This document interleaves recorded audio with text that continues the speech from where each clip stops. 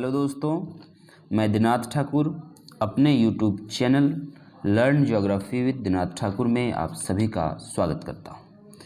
दोस्तों, आज हम चर्चा करने वाले हैं भू आकृति विज्ञान की एक महत्वपूर्ण विषय, भू आकृति विज्ञान की एक महत्वपूर्ण विषय जिसमें से एनटीए नेट हमेशा सवाल पूछती है।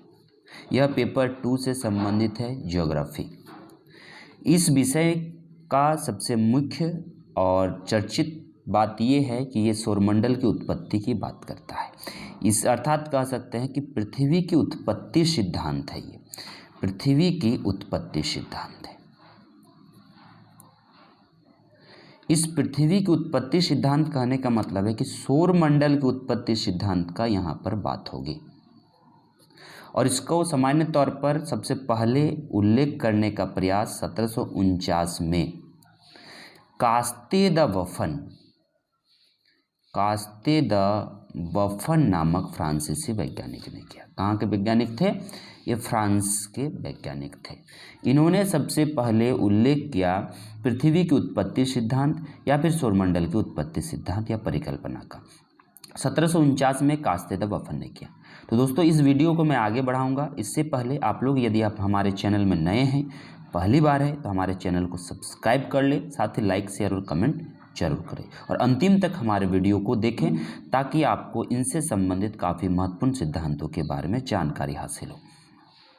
तो चलिए, इसमें हम लोग पृथ्वी की उत्पत्ति सिद्धांत को 2 रूपों में पढ़ते हैं। पहला रूप हमारा है अद्वैतवादी सिद्धांत।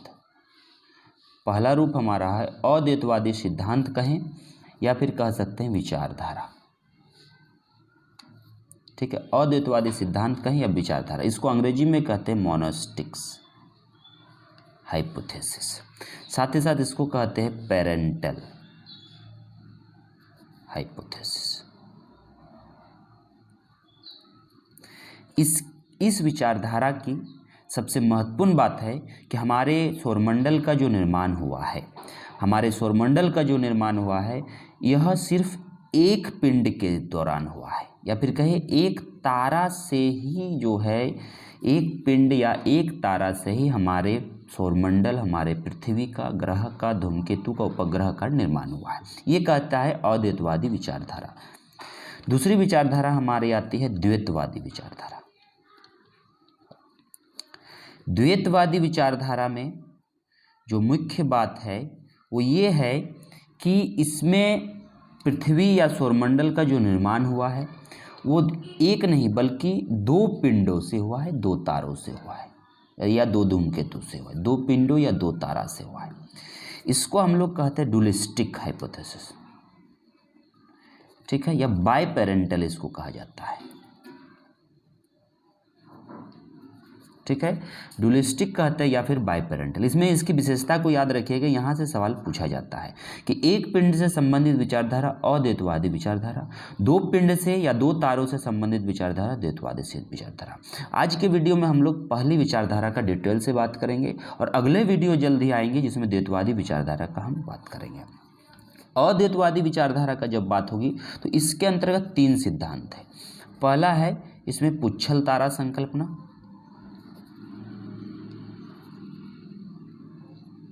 ध्यान दीजिएगा, ये 1749 का है और इसका प्रतिपादन किया है कास्ते द बफन ने।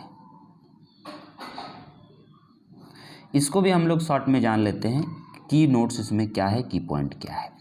इसमें सबसे महत्वपूर्ण बात है कि इन्होंने कहा पुच्छल तारा में, कास्ते द बफन ने, कि पृथ्वी की उत्पत्ति या सौरमंडल की उत्पत्ति एक पिंड से हुई है। अर्थात हम कह सकते हैं ये अद्वैतवादी विचारधारा के अंतर्गत है। लेकिन इसकी सबसे महत्वपूर्ण विशेषता है कि ये जो पिंड है, जो एक पिंड है, ये कहाँ से ये जाके सूर्य से टकराई, सन से टकराई। जब ये सूर्य से टकराई तो सूर्य से टकराने से क्या हुआ, विभिन्न प्रकार के पदार्थों का इससे उत्सर्जन हुआ। जब विभिन्न प्रकार के पदार्थों का उत्सर्जन हुआ तो हम कह सकते हैं कि ये पदार्थ जब ठंडा हो गया, ये कहते हैं कास्ते द बफन, ये पदार्थ जब ठंडा हो गया तो विभिन्न प्रकार के ग्रह, नक्षत्र, सौरमंडल सभी का निर्माण हुआ। लेकिन इसमें भी कहा जा सकता है कि अगर आप सौरमंडल की उत्पत्ति की बात करते हैं तो ये सन, सूर्य ऑलरेडी कहाँ है, क्योंकि सौरमंडल का प्रधान हमारा सूर्य होता है। सौरमंडल का प्रधान हमारा सूर्य होता है, ये हम सभी जानते हैं। तो सूर्य जब सौरमंडल का प्रधान है तो हमें ये बताइए कि सौरमंडल का सूर्य जब प्रधान है यानी कि पृथ्वी हमारे आकाशगंगा पर असंख्य सौरमंडल है, तो फिर ये किस सौरमंडल की उत्पत्ति की बात करता है, ये स्पष्ट नहीं है। और इनमें किस प्रकार की शक्ति लगी, किस प्रकार से इनका कार्य है, ये स्पष्ट नहीं है।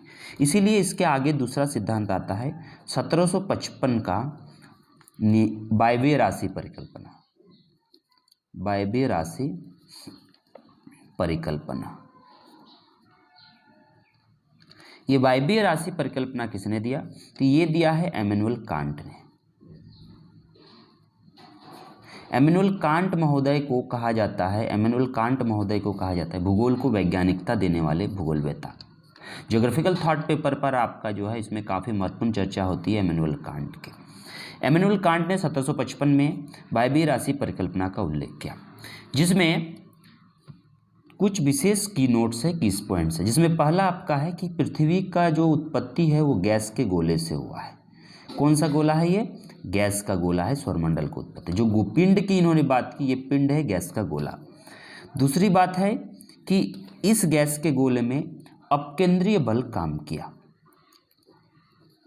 अपकेंद्रीय बल काम किया। अपकेंद्रीय बल होता है कि केंद्र से बाहर की ओर लगने वाला बल। ये चक्रवात में भी अपकेंद्रीय बल काम करता है, केंद्र से बाहर की ओर लगने वाला बल अपकेंद्रीय बल। उसके बाद तीसरी बात है कि इसमें न्यूटन के गुरुत्वाकर्षण नियम का प्रयोग किया गया इस परिकल्पना में। न्यूटन के गुरुत्वाकर्षण नियम का जो है यहाँ पर प्रयोग किया गया इस परिकल्पना में। चौथी बात यह है कि इन्होंने क्या कहा इमैनुअल कांट महोदय ने कि पृथ्वी की जो उत्पत्ति हुई है, ध्यान दीजिएगा, पृथ्वी की जो उत्पत्ति हुई है ये एक पिंड से अनेक पिंड हुई है। एक पिंड से अनेक पिंड हुए, यानी कि जिसमें ये नहीं कहा कि 1 से 2 कि 2 से 3 कि 3 से 4, बल्कि ये कहा कि एक पिंड से हमारा अनेक पिंड। ये मतलब इसमें इतना ज़्यादा गुरुत्वाकर्षण शक्ति काम किया, इतना ज़्यादा ये धीरे धीरे करके गैस ठंडा हो गया कि बाद में जो मौलिक निहारिका था वो जो है आपका विखंडन होना प्रारंभ किया। और मौलिक निहारिका मतलब पिंड जो अवशिष्ट रह गया वह फिर बाद में धीरे धीरे करके ग्रह, नक्षत्र, सूर्य आगे सभी सौरमंडल में काम किया। साथ ही अगला बिंदु आपका इसमें आता है कि कोणीय आवेग का जो सिद्धांत है उसका गलत प्रयोग किया गया।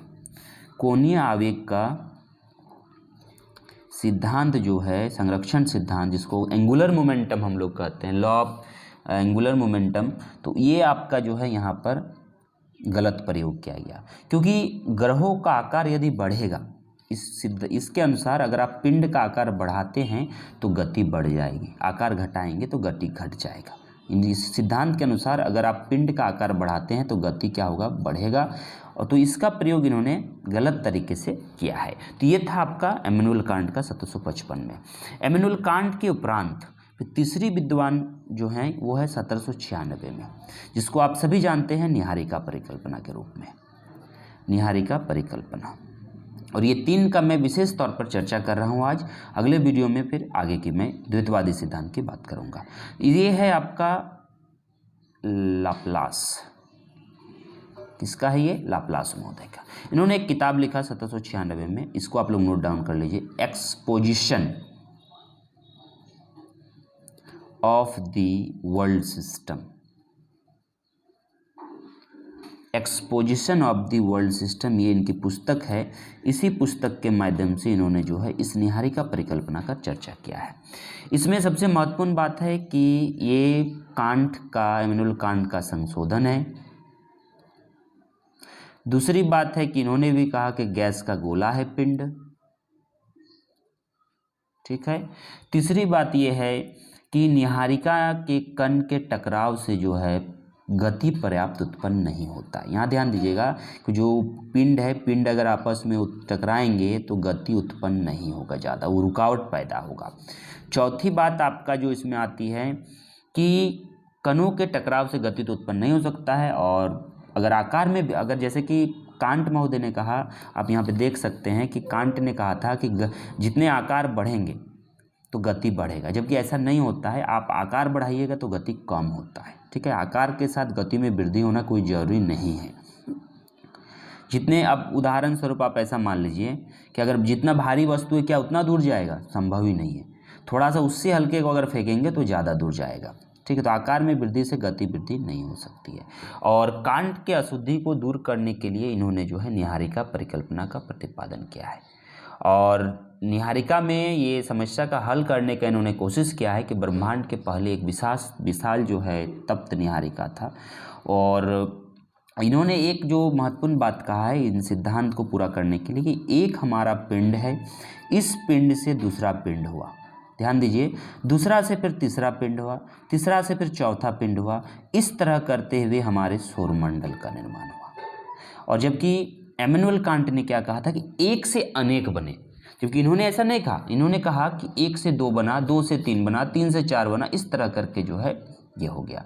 लेकिन सबसे महत्वपूर्ण बात है कि लैप्लास के सिद्धांत का लगभग 150 वर्षों तक जो है आदर मिलता रहा। ये सबसे महत्वपूर्ण बात है कि कितने वर्षों तक आदर मिलता रहा, तो लगभग जो है 150 वर्षों तक आदर मिलता रहा। और लैप्लास के सिद्धांत को रॉस महोदय ने इसको परिमार्जन करने का प्रयास किया है, या फिर कहे संशोधन करने का प्रयास किया है रॉस महोदय ने लैप्लास की परिकल्पना को, ठीक है।